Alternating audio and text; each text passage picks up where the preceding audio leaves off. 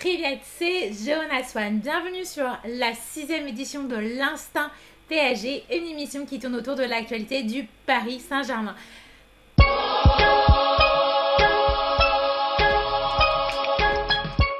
Bienvenue à toi si tu viens de rejoindre ma chaîne.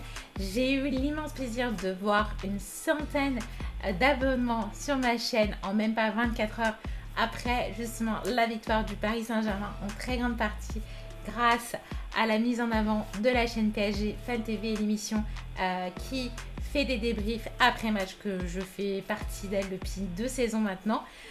Donc je voulais encore vous remercier d'avoir rejoint ma chaîne et ça me fait extrêmement plaisir. Au programme de cette émission, on va parler bien sûr de l'anniversaire du club du Paris Saint-Germain et de ses 50 ans. On va revenir sur le match historique de la qualification en demi du Paris Saint-Germain, du jamais vu depuis 25 ans, la première sous l'ère qatari. Puis nous allons parler des adversaires du Paris Saint-Germain mardi prochain. C'est Leipzig qui vient juste à l'instant de gagner son match face à l'Atlético. On va parler un peu plus en profondeur de la Ligue des Champions et des événements d'après-match et de la Ligue 1 Uber Eats. Je vous laisserai avec les images de la victoire du Paris Saint-Germain vue du Corcoran Irish Pub à Porte des Lilas, là où l'équipe et moi-même de PSG Fan TV, on a regardé le match et on a pu être en excellente compagnie puisque un grand nombre d'ultras de la tribune Auteuil était présent pour mettre de l'ambiance. Vous l'avez peut-être remarqué, mais l'affiche du Paris Saint-Germain pour les 50 ans du club ne comportait pas Edinson Cavani. Est-ce une erreur marketing ou c'est à cause du fait qu'il a refusé de prolonger son contrat pour 2 mois supplémentaires pour aider le PSG pendant la Ligue des Champions? Je vous laisse réagir en commentaire. Avant de parler justement des adversaires du Paris Saint-Germain, il faut qu'on revienne un peu sur le match de hier soir qu'on a eu face à l'Atalanta Bergame. On ne peut pas y échapper, on va parler de la Ligue des Champions et on va parler du futur match du Paris Saint-Germain face à Leipzig. Et oui, ils ont remporté leur match face à l'Atlético de Madrid. Le PSG s'est imposé face à l'Atalanta Bergame mercredi 2-1. Alors il faut savoir que c'est un match où on a été à la 80e minute. On était mené 1-0. C'est la remontada, mais inversée pour l'Atalanta. Une remontada en demi-temps. Là, on est bon, on est sorti. On va arrêter avec les malédictions et la poisse du PSG. C'est fini, c'est derrière nous. Le mental du PSG, il est là. Silva, il n'a pas craqué. Kimpembe était monstrueux. Il a fait du sale à l'Atalanta, mais vraiment du sale. Je suis encore toute excitée. On a eu de la chance parce que le numéro 10 est sorti sur blessure. Lui, je l'aimais pas. Et en plus, il faut savoir que c'est des joueurs qui sont quand même costauds et qui sont grands à l'Atalanta. C'est pour ça que sur l'une de mes vidéos, je mettrai aussi en description, je parlais de remplacer Thiago Motta avec quelqu'un qui fait plus d'1m80 parce qu'on a besoin de personnes imposantes qui ont du coffre et du rythme sur le terrain. Doit-on attribuer la victoire du Paris Saint-Germain au coach? Je vous laisse me répondre en commentaire. Mais quand un coach se fait dicter par ses joueurs, on se pose quelques questions, en savoir que si ce n'est pas les joueurs qui ont apporté la victoire et non le coach. Prenons pour exemple le cas de Mbappé. Mbappé a demandé expressément au coach de rentrer sur le terrain. Navas, malgré la blessure, a refusé de sortir sur le terrain. Il a demandé à rester un peu plus longtemps. Et quant à la gestion des joueurs, il aurait dû faire rentrer Paredes beaucoup plus tôt parce qu'il a apporté beaucoup de jeu, beaucoup de créativité. Et c'est ce que le PSG avait besoin sur le terrain. Icardi ne donnant rien, n'étant pas bien placé, je suis désolée. Comment ça se fait qu'Icardi faisait des centres alors que c'est lui qui était censé les recevoir? Je le voyais beaucoup sur le côté latéral droit. C'est pas à sa place que je le voyais. Peut-être que je n'ai pas compris la composition et le schéma technique de Tourelle. J'ai toujours du mal avec lui. Pour moi c'était un 4-3-3 qu'il fallait faire. Mais je pense qu'il a voulu imposer un rythme à l'Atalanta et qu'il avait du mal à jouer. Et quand on regarde bien le match, j'avais parlé du cas de Neymar justement, où on lui a reproché ses déchets. Là, j'ai rigolé parce que Neymar, il ne faut pas tout faire. il peut pas être partout. Et j'en parle justement dans ma vidéo avec le PSG Fan TV. Mais ce qui, après coup, qui m'a fait tilt, c'est que Neymar, il a compris un petit peu le côté Cavani. Le côté où Cavani, il n'était pas au poste qu'on l'avait forcément demandé d'être. Il n'était pas le vrai numéro 9 parce qu'il devait être partout. Il devait faire des récupérations de pas, faire du pressing. Et on reprochait à Cavani son manque de finition. Regardez le nombre de déchets, les tirs non cadrés, etc. Alors que le PSG avait principalement la balle. Et là, je crois que les gens commencent à comprendre et à voir à quel point on était chanceux d'avoir Cavani et que c'était une grosse perte de l'avoir fait partir. La preuve, on n'aurait pas dit non à avoir un Cavani là ce soir. Parce qu'on a plein de blessés, etc. Heureusement qu'Mbappé est venu et rentré sur le terrain. Heureusement qu'il a demandé à rentrer sur le terrain. Mais tout de même, on peut quand même remercier le coach d'avoir sorti finalement Icardi, puisque moi, je m'attendais à une sortie d'Icardi pour faire entrer Mbappé, mais il a préféré changer Sarabia. Sarabia qui avait fait un bon début de match, mais à la fin, il était un peu plus sur le déclin. Donc encore merci de nous avoir fait entrer Monsieur Choupo-Moting. C'était certainement sa dernière carte et il a très très bien joué. Parlons des joueurs. Et quoi de mieux pour parler des joueurs, c'est parlons de la composition du Paris Saint-Germain. Et c'est sans surprise une composition quasiment exacte de celle que j'avais proposée dans l'instinct PSG numéro 4. J'avais prédit qu'il nous mettrait Silva en défense, Marquinhos au milieu et qu'il aurait énormément de mal à sortir Paredes du banc pour le faire rentrer sur le terrain. Les joueurs qui sont rentrés sur le terrain et qui ont fait la différence, c'est bien sûr Paredes, Mbappé et Choupo-Moting. Donc on va tout de suite passer en détail sur 3 joueurs. Je vais commencer par Monsieur Choupo-Moting, je vais parler de Neymar et ensuite je vais terminer avec Icardi avec une transition Cavani. Mais quoi qu'il en soit, cette victoire, on doit l'accorder à Choupo-Moting, Monsieur Choupo-Moting. Mais qui est Choupo-Moting? Choupo-Moting est né le 23 mars 1989, il a donc 31 ans, d'un papa camerounais et d'une maman allemande. Il est rentré au Paris Saint-Germain le 31 août 2018. C'était en tant que doublure de Cavani. Et ce n'est pas la première fois qu'il est joueur sous le coach Tourelle. Alors, il faut savoir que le parcours de Choupo-Moting est très intéressant dans sa Ligue de Champions. Choupo-Moting a été retiré de la liste de la Ligue des Champions.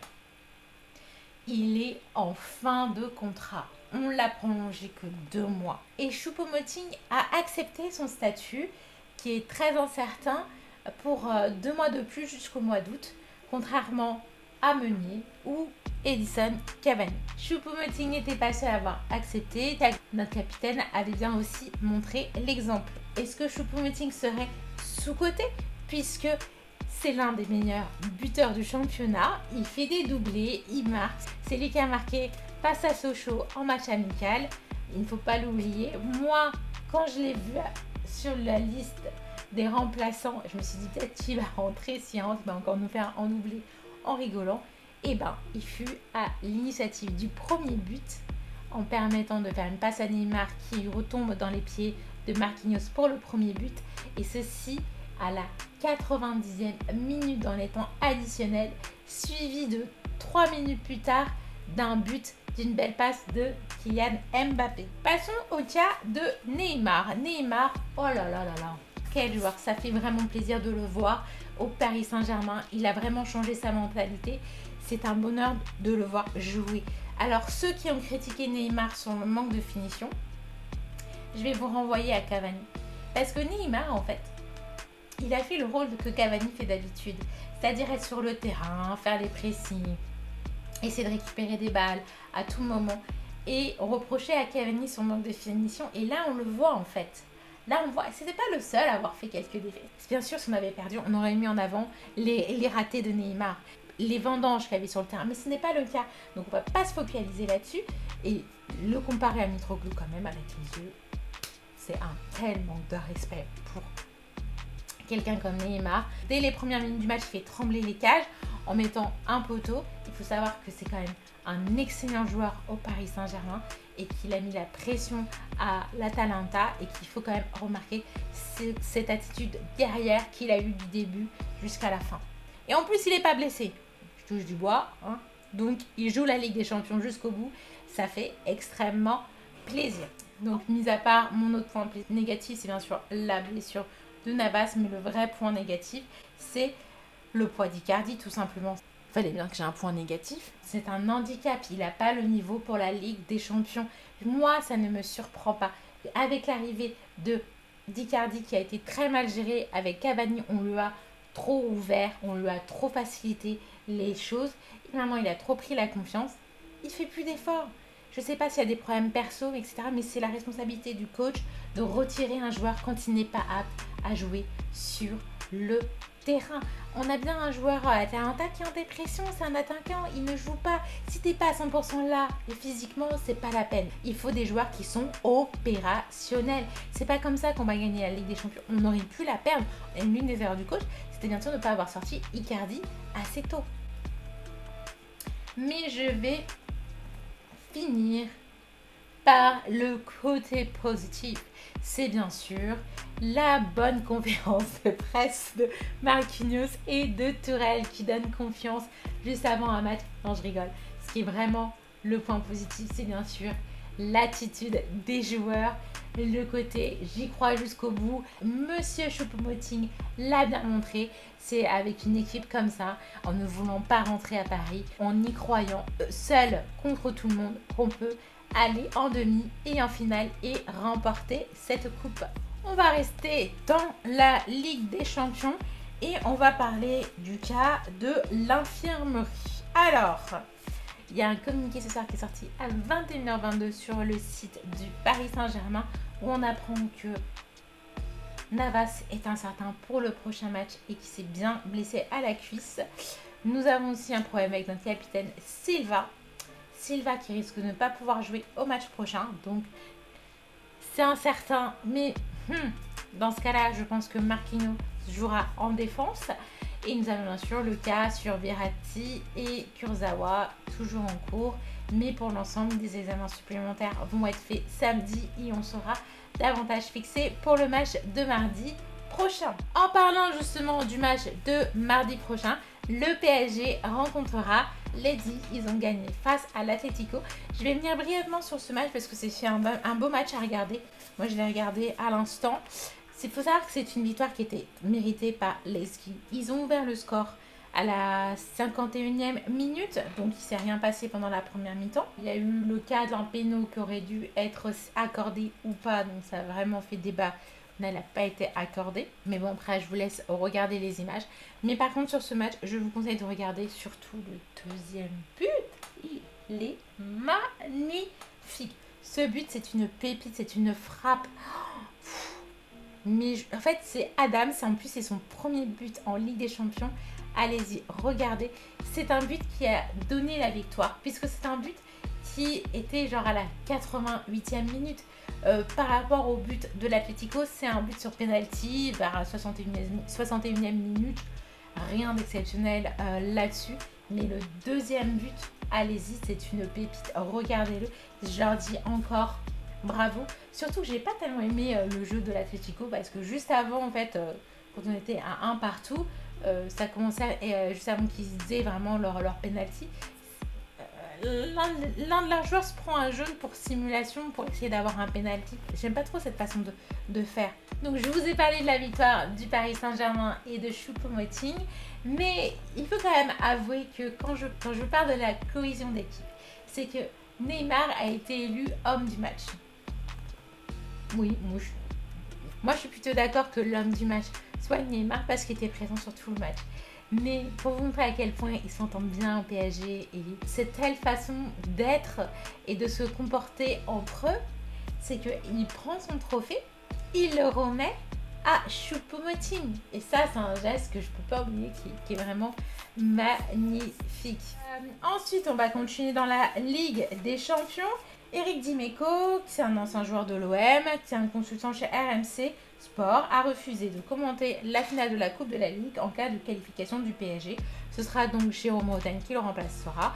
Est-ce que vous trouvez que c'est un manque de professionnalisme ou non, ou justement il fait preuve de transparence et de professionnalisme en annonçant son refus de commenter le match? Je vous laisse vous exprimer dans les commentaires de ma vidéo. Petite chose que je vais revenir sur ce match avec les règles, parce que j'ai eu pas mal d'échanges à ce sujet, c'est qu'en Ligue des Champions, il y a droit à 5 changements. Et pour moi, les 5 changements, c'est une belle petite erreur. On l'a remarqué dans le match face à l'Atalanta Bergame, puisque à l'Atalanta Bergame, c'est quand même pris 6 cartons jaunes.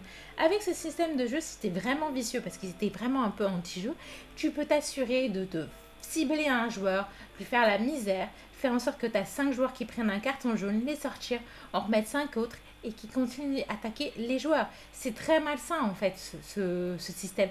Je suis contente qu'en Ligue 1, normalement, ils vont quand même reprendre le côté de 3 changements par match.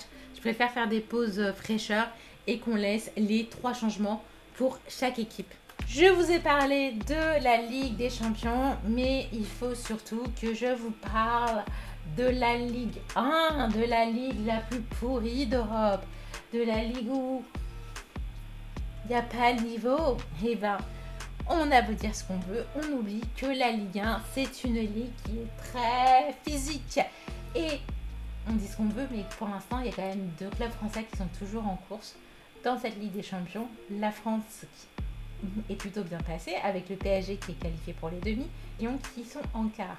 Pourquoi je vais vous parler de ces 2 clubs, c'est que on a critiqué la fin de la Ligue 1, le fait qu'on arrête, etc., qu'on aurait dû jouer, qu'on n'a pas les automatismes, peut-être on a de la fraîcheur, mais on n'a pas autant de jeux que les Italiens, par exemple. Parce qu'on a affronté tous les deux, quand je parle tous les deux, c'est le PSG et Lyon qui ont affronté des équipes italiennes. Ils ont sorti la Juve, on a sorti Atalanta Bergame. Aussi simple que cela. Et bravo à la Ligue 1, bravo à la France. Du coup, le PSG ne pouvant plus jouer face à FC Metz le 23 août. Oh, comme c'est dommage. Leur première journée est donc décalée au 19 septembre à 16h. Et le premier match au parc ne sera donc contre l'OM. On vous attend avec plaisir. Ce sera à 21h. Le 13 septembre prochain. Pour finir, je vais vous quitter avec des images qui ont été filmées le 12 août dernier. Ces images ne sont d'autres que celles de Corcoran Irish Pub à Porte des Lilas, où une partie de la tribune d'Auteuil était présente pour mettre de l'ambiance. Et encore une fois, bravo au Paris Saint-Germain pour cette belle victoire. Moi, je crois en vous. Allez Paris!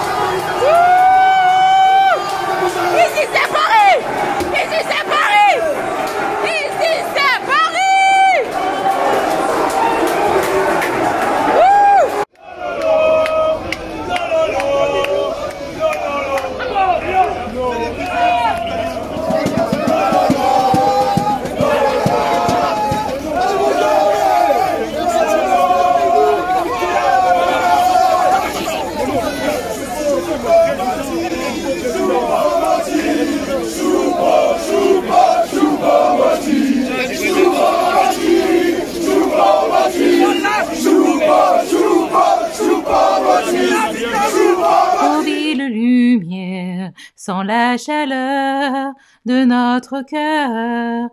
Vois-tu notre ferveur quand nous marchons près de toi dans cette quête? Chasser l'ennemi, enfin pour que nos couleurs brillent encore.